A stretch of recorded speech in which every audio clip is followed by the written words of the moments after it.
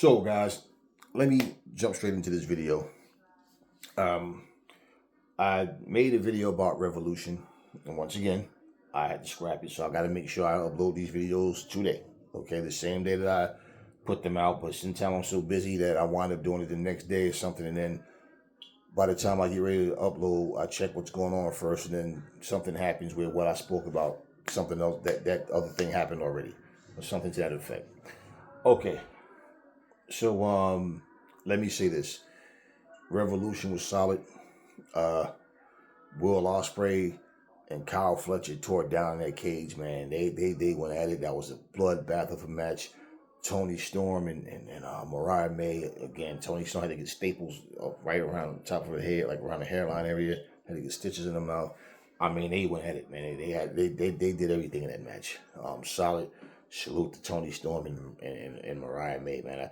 I used to watch Mariah May and Stardom and the Indies and all or whatever. I watched her, so I knew who she was when she came to AEW as well.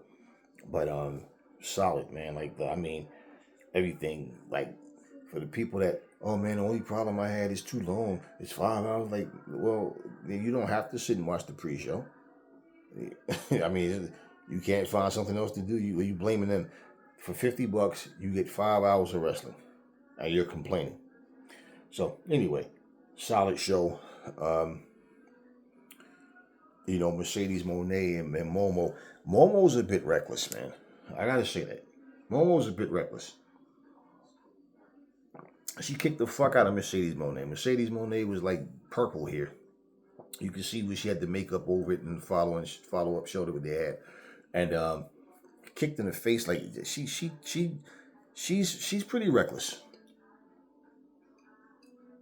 It's not just a hard-hitting style, man. It's just like sometimes, I don't know, man. Some people they're very careless. And I'm watching her several times. If you watch the match, she hit Mercedes Moné like in the face hard, like hit her where I'm busting out my damn shit. About to go get my workout in. That's right, I'm hulking out my shirt. But yeah, man.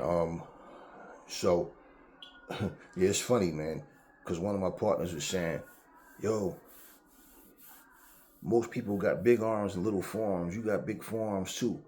Whatever. What you be doing? I work the motherfuckers. Yeah, busting out my shit. But yeah, so anyways, it was a solid show. And I remember just when I watched this show, they had this sellout arena over there in Los Angeles where the Lakers play, and it had a good feel to it, man. When a show is done right, and especially when the fans are into it, it's just fun to watch. And I prefer to watch at home than to be in the audience. I've been a live show. I'm not a live crowd guy, man. It's not the same, especially and for me, the best seat in the house is the front row until you get to the opposite side of the ring and you can't see what the hell is going on. For me to have to sit in the top row of a fucking event just to sit here and have to watch the big screen because I can't see what's happening, then people standing up and all kinds. So it's more fun for me to watch those type of events at home. But it was just from top to bottom, it was a solid card, man. Now Moxley retaining, I wasn't mad at that. I wasn't mad at that. Christian Cage cashing in, and then he tapped out, and that's what people are not understanding, because it wasn't Cope that tapped out. It was, he passed out last time. This time it was Cage. So them to have their rematch tonight. We'll see how it's gonna go. Swerve Strickland, him beating Ricochet. They had a hell of a match too, and it looked like Prince Nana was going to turn on Swerve a couple of times. Like one time where Swerve almost ran into him in the corner and stuff, and it looked like something was about to happen between the two of them. Where he was just going to turn or walk away, turn his back on Swerve. Adam Copeland, came out and approached Swerve on that last show that they had. He's saying that, hey man, it's possible he might be facing Moxley or Swerve. So with that being said, him coming out, and at the end, after Moxley won, and we saw Prince Nana come out and he's telling them, no, you got one more challenge, and Swerve. So we know that, and we know we've seen before the match ended, Nana was in his corner, but I'm saying, when in wrestling things happen, man, you never know when somebody is going to put the knife in your back. But I don't think they need to break up Prince Nana and Swerve. They got a good chemistry. They got a good thing going right now. Look, man, Mox is that guy, man. I don't have a problem with Mox being the champ, man. People, but he's carrying the briefcase. Like, man, you guys just bitch about every fucking thing, man. Like, everything. Now, my questions is what's going to happen to the Death Riders going forward, because Colt took them all out with that concerto, one by one. And, Willow Nightingale got involved. This was just more like, okay, she's a female. She got involved. She went out there. She made her mark and she gave her a concerto. So Mox has been, riding solo right now.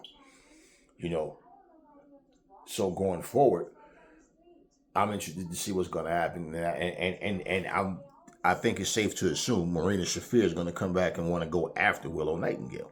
Because, we haven't seen Marina Shafir wrestle in AEW for a while now. She's been with, the Death Riders. And, usually when that happens too, these wrestlers are wrestling in other places at times. I've seen her and Mox traveling together, wrestling at different indie shows and stuff. And a lot of times they're working on the next story. So, Marina Shafir versus Willow. Hopefully the Death Riders stay together. And however it goes, man, it's like these are the type of things where I look for these new feuds to develop, where, out of something where it's like, imagine this. It's like the Avengers going to war, and then Wolverine chips in to help out the Avengers. He's an X-Men, not an Avenger, right? But hey, they're all for the same side. And that's what Willow Nightingale did. And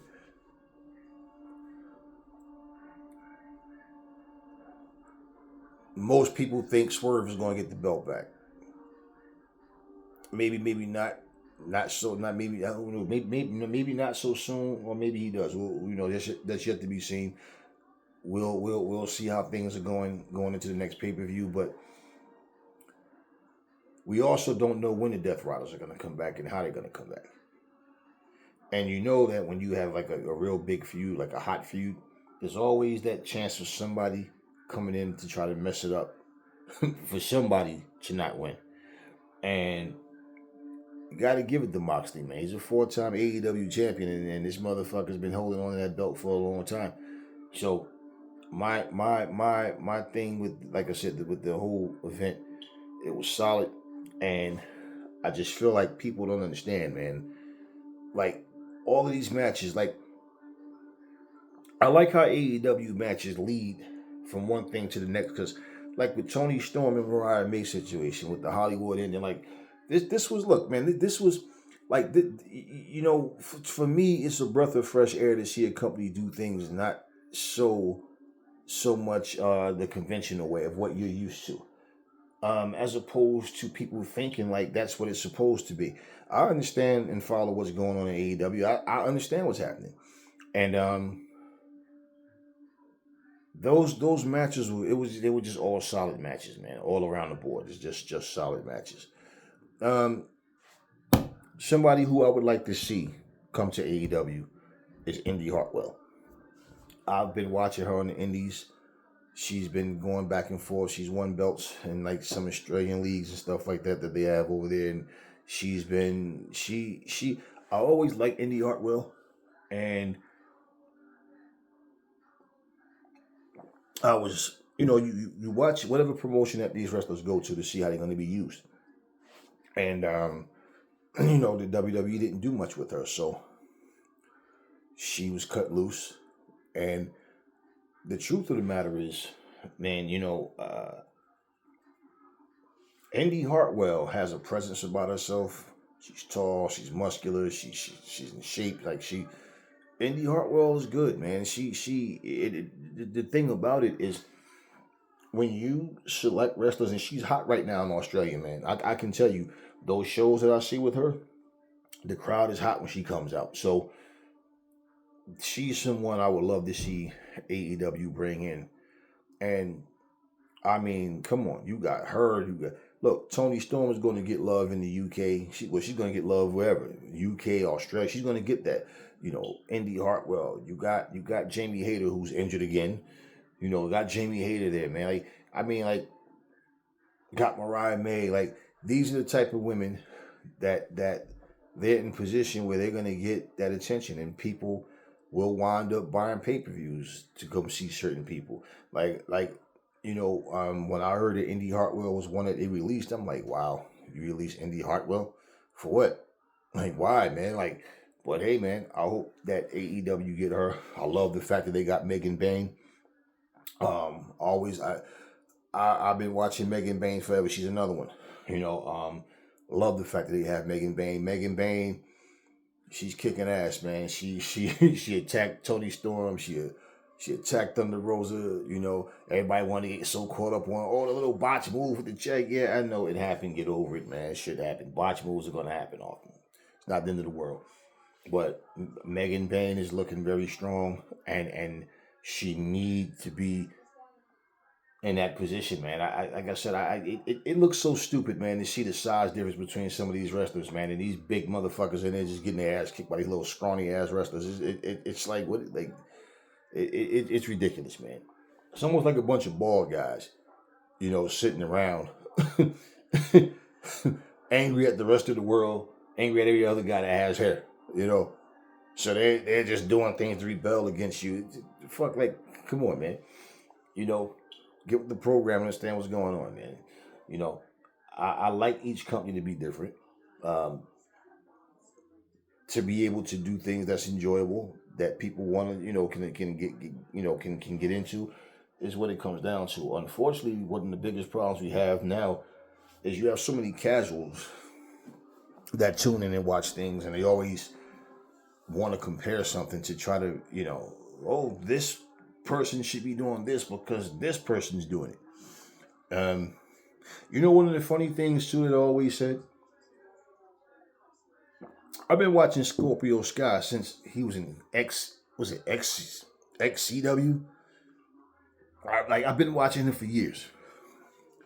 And I remember somebody referenced Scorpio Sky as a fake ass Ricochet. I'm like, fuck you get that shit from, man. Scorpio Sky has had that look for the longest. And I saw him the other day on the indie show wrestling. When I'm like, damn, it would be cool if he was still there and you got him and Ricochet together at the same time. Like, you know, but yeah, man, Sky Blue waiting for her return. Ruby Soho had a baby. She's been out. I don't know what her status is, if she plans on returning back to a wrestling ring sometime, especially when you become a parent, man. It's like sometimes things just change, and you know, I don't know, we'll see. Camille is still under contract with AEW. Why she hasn't been used, I don't know the backstory. I haven't heard anything. I do know she was in that new movie that came out a couple weeks ago, and she was in it. Toni Storm was in it. I do remember seeing her. I forgot who else they said was in it, but I didn't see those other people that they said. I didn't see the actual movie. I just saw the trailers. But I did see Camille. I did see Toni Storm, and funny thing that happened at Revolution. And I listen. Let me tell you something, man. The Bully Rays and all these other people are a bunch of complainers, man. Listen at this. So they had these two women, these two actresses that's in the movie. I don't know who the hell either one of them are. Okay, I'm not familiar with their work. And Tony Schiavone was interviewing them, and one of they asked a question about what have you learned about professional wrestling that you didn't know beforehand. And one of the actresses said that one of the things that they learned was, I know I'm going to win before you know I'm going to win.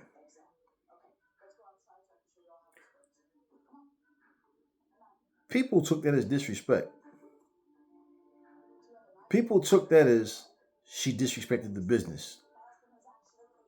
People took that as, oh man, she shouldn't have said it. I'm like, so wait.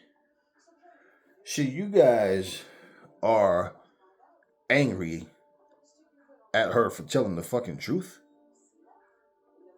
Is that any different?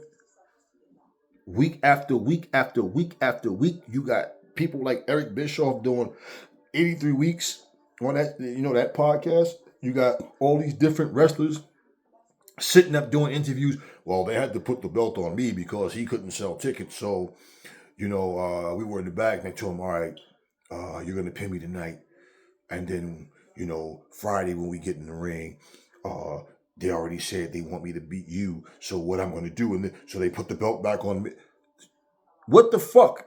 Which one of y'all watch professional wrestling and think you're watching an actual sport? Like, it's not predetermined. So we get upset with people for telling the truth. It's disrespectful because she told the truth. Vince McMahon was forced to come out and say what we already knew. And a lot of people just didn't want to accept it. I didn't need Vince to say it for me to know that this shit's not real. And remember, what you see every Monday night, it's not real. It's a 2-hour movie. It's not real. Duh. Right? I'm just like, why did people make such a huge deal about that? And if anybody says, oh, it's disrespectful, why? Because she told the truth about the business? It's predetermined. Yes, I know I'm going to win before everybody else knows. What did she lie about? So you could take a clip of that particular portion of the video and put it in and make a compilation of her saying what she's saying and a bunch of other wrestlers talking about how the shit is not real. I mean, we've heard different wrestlers sit up here and say the shit's not real, it's fake, it's not real fighting, it's entertainment. What did she say so wrong? This is what I said. Anything that happens in an AEW ring, you have people going, I'm going to watch it just so I can complain. I'm like, wow, they made such a huge deal about that. But all she did was tell the truth. You know the difference with storytelling? How people don't want to see the truth in something. Like, example, when you talk about the serpent talking to Eve. And the serpent, God tells Adam. So you assume Adam told Eve, because in the Bible he didn't tell Eve shit. He told Adam not to eat from the tree of life, of good and evil, of knowledge and all that. You can eat from any other tree, right? And so the serpent tells Eve that you could eat from that tree. You're not going to die. Your eyes are going to be open, and then you'll be as wise as God. So for this matter, God, you'll feel like you won't need God anymore. And then now you'll know right from wrong. Okay. The story is foolish to me, and it doesn't make any sense. But I understand what's happening. But people say the devil's a liar. He's a deceiver. But when you look at the story, who told the truth in that story? The devil didn't lie in that story. Because did Adam die? No. Did Eve die? No. In fact, according to the Bible, Adam lived to be 900 years old. Yeah, but what the Bible meant was, like, didn't mean he's going to die right away, but like now, because y'all ate the fruit, now y'all will die. So what you're saying is, if they hadn't ate the fruit, then nobody would ever die. So we just have a super overpopulated Earth. Was the planet going to grow to suit our needs to have more people? How was that going to work? So all of these things, somebody will be so fearful to say the truth. Who lied?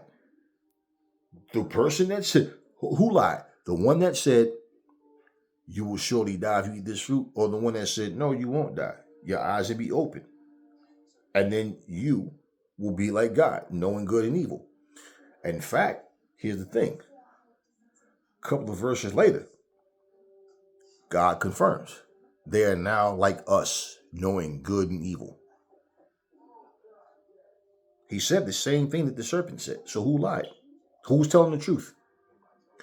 You're always going to find somebody, yeah, but see, well, they both was telling the truth. If you look, no. Because If nobody was ever supposed to die, does that even sound believable to you? And somebody also said they don't think that the fruit was magic. And I'm not saying anything. I don't believe in this shit. But he said that the fruit wasn't magic. I wouldn't say that. That sounds a bit silly. Wait. It sounds a bit silly that they ate magic fruit. That's why they were able to know good knowledge and all that. But it doesn't sound silly that a fucking snake can talk. It doesn't sound silly that some two fucking swords afterwards, flaming swords, was guarding the Garden of Eden so nobody can enter it. It doesn't sound so. But that doesn't make sense. Then all of a sudden, when they realize they're naked, they get ashamed. Why would you be ashamed to be naked in front of your wife and you're like? Just say. That's the type of logic that I'm talking about with people. They will read something and they're scared to say what the truth is. Like when people tell you the Bible doesn't endorse slavery. Oh, yes, it fucking does. It even tells you how to make slaves, pass them down to the generations of your own, of your children, your grandkids and all that, and you can own them. You can beat them. It gives you instructions and everything. You can't enslave a fellow Israelite unless they're in debt to you, and then you have to, they can only be a slave for 6 years. First of all, there's no form of good slavery. There's no way to justify that shit. But you'll always have people trying to tell you, no, but it was different back then. No, okay, so would you be okay if I got mad at you because you owed me something, and then I whooped your ass and fucked your wife and then took her and made her my fucking personal position? And I mean, I can give you so much shit that the Bible says that people will try to justify dumb shit. But they wouldn't want to be in that situation. So how the fuck can you justify something that you're against? This is the mindset of people. They talk about shit that they can't even explain, but they try to defend it. But they can't even express what they're trying to say because they try to be careful with their words so they don't put their foot in their mouth. And this is what you see happen all the time, man. And I gave you guys that analogy because we're surrounded with people that will watch something and go, oh, that's bullshit. Then they'll watch something else that they show favoritism to, and then when they read comments or see videos and people are going, that was bullshit, that was the worst thing I've done. But that's the WWE. You can't say that. It's almost like it's blaspheming to people to say the truth. So shit like that, But in wrestling in general, it's just one of these things where I feel like, there's a lot of things that can be changed about the business and the way things are done. And each company should want to stand out in a different way. And they do. It's just that everybody doesn't see it the same way. Everybody doesn't understand. They don't like change. They don't like different. They want the same old, same old. Then they complain when they get the same old, same old. It's just they don't want, like example, WWE Raw Tards do not ever want AEW to outshine WWE in any kind of way. That's why they always try to talk and say things about what WWE is doing as if they're on a whole other plateau. They've been given a bunch of bullshit lately. AEW has been stepping up, and one of the things, giving good shows lately and on better shows, and one of the things that Tony Khan said, he said that one of the things he stopped doing was giving people so much leeway to do what they wanted to do because they run ideas by everybody. He wanted everybody to be comfortable and to go out and be able to perform to the best of their ability. But he said he got to the point where he's like, we're not going to do that. All right, now we'll take this and that, but this is how we're going to take it. We're going to, that type of thing. Now, you got guys sitting up here talking about strategy and everything and how this and that. And that's why the shows look better because they're more authoritative to where, all right, no. Everybody want to try to have a certain finish, a certain way to do this and do that. And you got all these ideas coming from all over the place. So it's like, all right, we work together, but I finalize it. And this is what we're going to do or have it. And people agree that, the shows have been far more like better. They've stepped up again. And wrestling always have those up and down periods because things change, times change. Just like music sounds different, right? You can listen to a song that you never heard before and know that, okay, that's old. I can tell and you can even by the way the song sound, you can guess around what time that song, like what, 80s, 90s or whatever, early 2000s, and you'll be right because you can hear it, okay? But yeah, And like I said, man, just certain things that we see, we want to, you just want the right things to happen. Chris Statlander, man, she got beat by Megan. Look, Megan Bain is doing her thing, man. I'm loving what I'm seeing with Megan Bain. I'm seeing Chris Statlander trying to like mend things together with her and Willow. So I don't know what happened with this guy Stokely. I don't think they need him on this one. Sometimes you just gotta let certain things just play out to where, all right, it is what it is.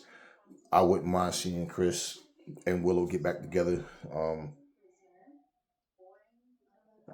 You know, and we'll see how things happen. They had a solid match too. The Hurt Business and uh, Outrunners, man. Like, there's things that sometimes I watch certain things and you get that feel of like a certain era of time. Something reminds you of something when it was at a high point and stuff like that. And the Outrunners definitely is a throwback to the old teams, but them in the Hurt Business, Hurt Syndicate, it was just one of those matches where it kind of was like, like back in the day when you watch teams like Doom or Road Warriors fight against the Fantastics and stuff like that. It was just like it just had that kind of feel to it, But it's one of these matchups where I like the Outrunners, and they're so different from the Hurt Syndicate, but they're entertaining. They're kick ass, and they're funny at the same time. Hurt Syndicate is just straight all business. Go in, we hurt people, let's go. It was a fun match to watch. I mean, it was just a good card up and down, man. But yeah, and as for Cedric Alexander, he's a free agent. Well, because he was let go by the WWE. Honestly, man, they made him a fit over there in the Hurt Business when they were in WWE. I don't really honestly think Cedric Alexander is gonna make that big of a difference. I mean, if he came here, it's like whether he's with the Hurt Syndicate or not, right? He would want to be in a position where he's one of the more dominant guys, and then as someone watching, you would expect that and want that as well, right? Not to bring somebody in just to say we have another member. Um, I think Bobby and Shelton are fine how they are. Um, and I'm not saying that somebody can't come in and they have another member, but I am saying I just don't think Cedric Alexander is that fit. Um, he was in the WWE, but I don't really see that. Um, yeah, I mean, I've been watching some good wrestling so far, man. Like for a while now. Like AEW always like them, even when their stuff is not at the very best. It's still entertaining to where I can enjoy the show. Um, MJF and Heyman Adam Page. I feel like Adam Page needed that win. Now I don't know what his plans is forward, like what AEW has planned for him going forward, but I feel like he needed that win against MJF. Hangman has been in a good position. He's been in the spotlight, and the fans went from booing him to cheering him again. MJF is in a position where he can still get away with some losses. He's going to have more wins as well.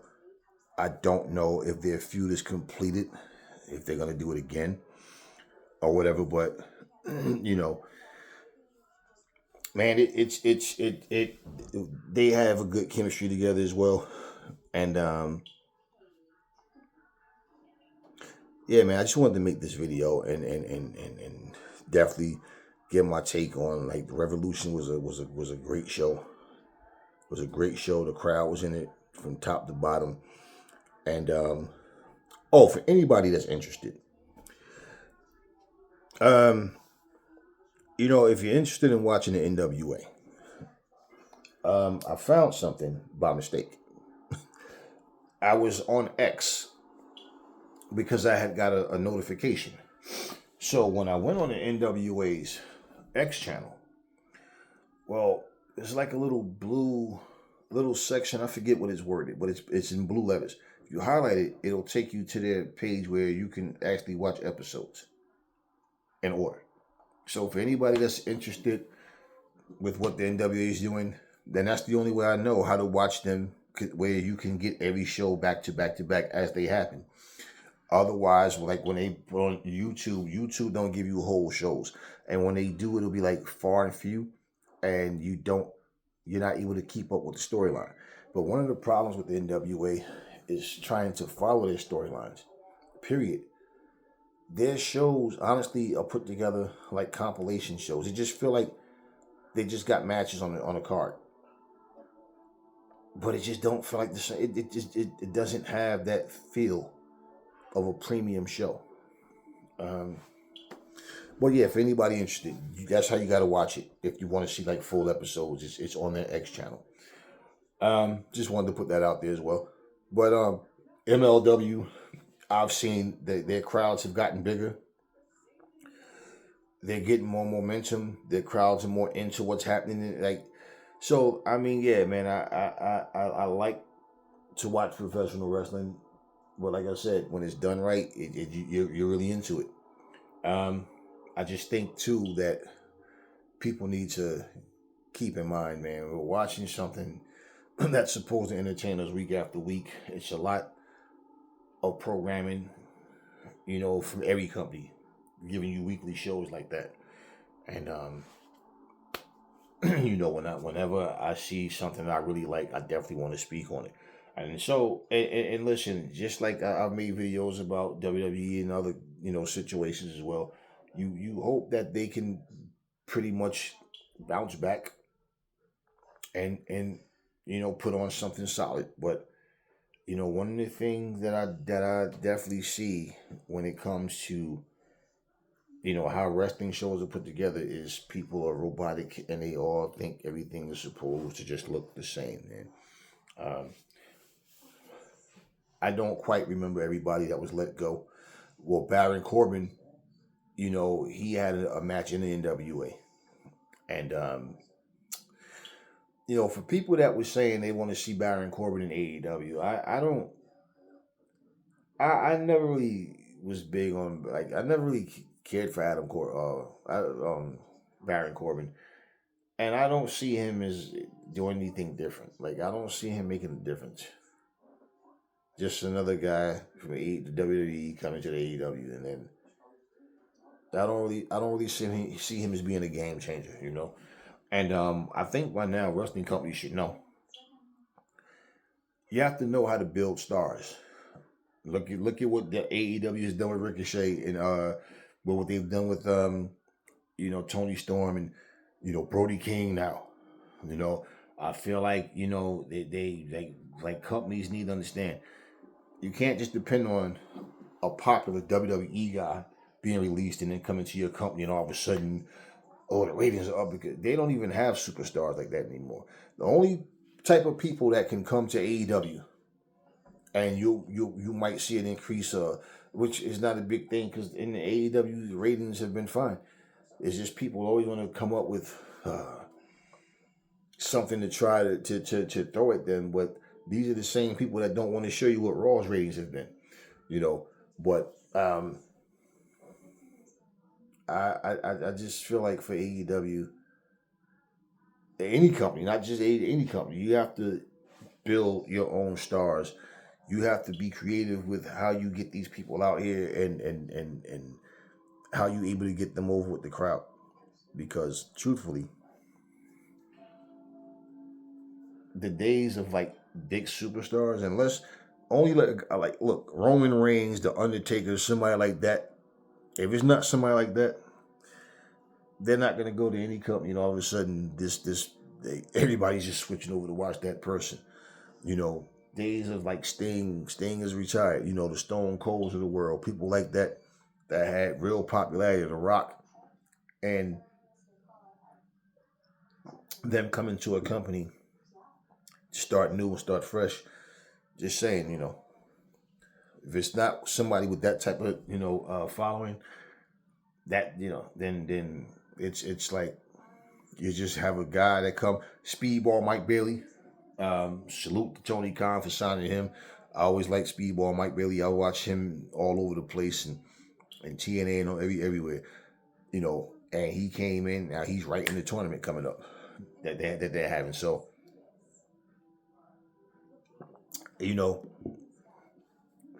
if someone already has a solid character, cool. You don't need to mess with that. But sometimes you do have to reboot wrestlers. Often you have to. Whether it's because their gimmick is getting old or because they come from a place where they had a particular gimmick. But now we got to put them in a better position. So, it is what it is, y'all. We'll see how things go forward. Maybe Camille and AEW work things out. She was in that movie. But we'll see. Indi Hartwell, love to have her over there in AEW. And we'll see what happens. I'll be watching Dynamite tonight for sure. I don't know. Depends on what my schedule looking like tomorrow. If I'm able to do a review or not. I want to get back up here and start making some more gaming videos. But I be so busy, man. So now that I have the time, I'm taking the time to make this video. But anyway, that's all I got for you guys now. Catch you on the next one.